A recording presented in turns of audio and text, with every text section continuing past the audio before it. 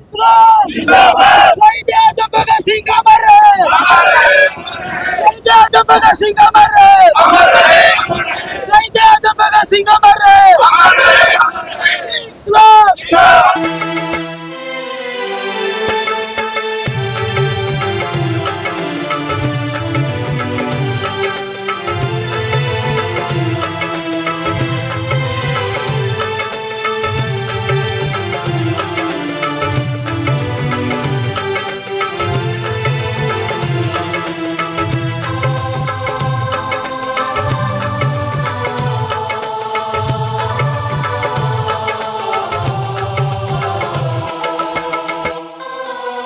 देखिए, सर्वप्रथम तो मैं सारे टोहाना वासियों को शहीद भगत सिंह परिवार की तरफ से जय घोष करता हूं। भारत माता की जय।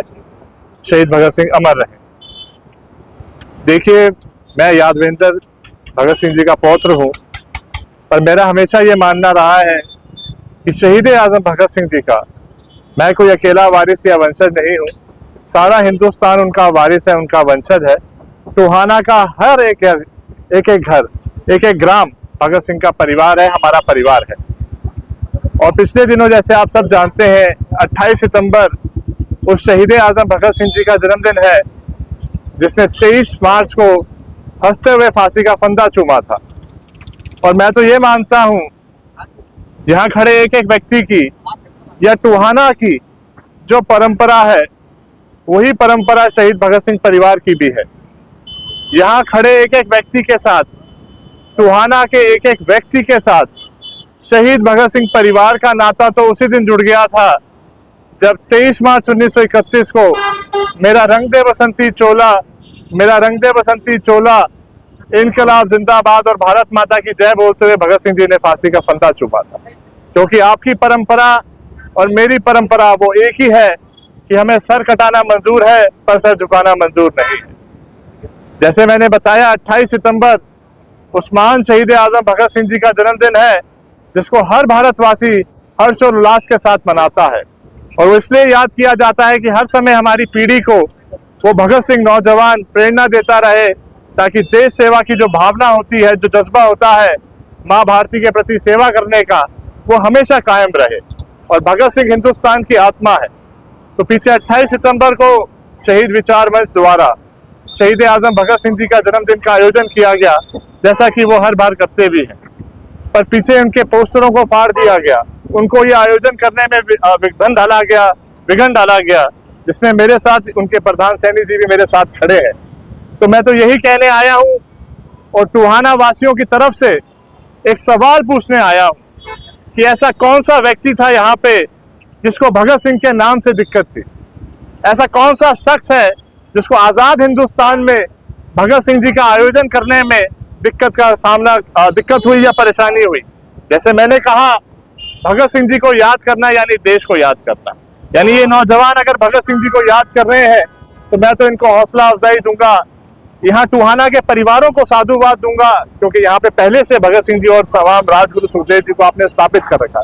ये दर्शाता है कि आप लोगों के दिलों में भगत सिंह बसते हैं, पर उनके मान सम्मान की रक्षा करना भी टोहाना का काम है। तो एक सवाल आपके माध्यम से पूछना चाहता हूँ कि शहीद आजम भगत सिंह जी के आयोजन करने में किसको दिक्कत थी?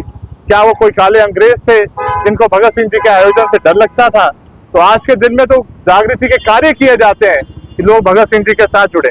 क्योंकि देखिए, आज हम अगर कोई भाईचारा की मिसाल देखना चाहते हैं, तो ये चौक आपके सामने खड़ा है, जहाँ भाई भाई का नहीं होता, परिवारों में परिवार की नहीं बनती है।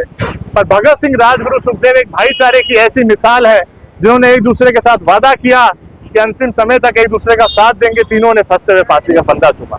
चाहता तो कोई साथी एक दूसरे के साथ गद्दारी भी कर सकता, पर नहीं, उन्होंने फांसी का फंदा चूमा। हमारे घरों में बच्चे कैसे होने चाहिए, हर माँ हर बाप चाहता है वो भगत सिंह जैसा होना चाहिए।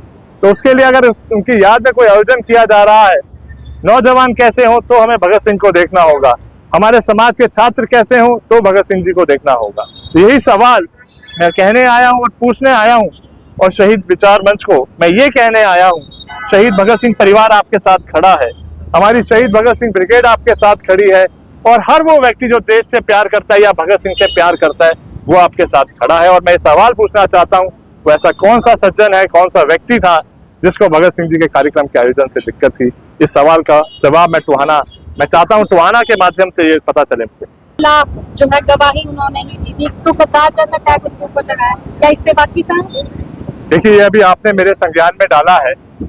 बाकी जैसे देवेंद्र सिंह बबली जी का आपने जिक्र किया, और चुनावों का मौका है, लोकतंत्र जो भगत सिंह जी ने जिसके लिए फांसी दी थी, आज वो लोकतंत्र हमारे बीच में आ गया।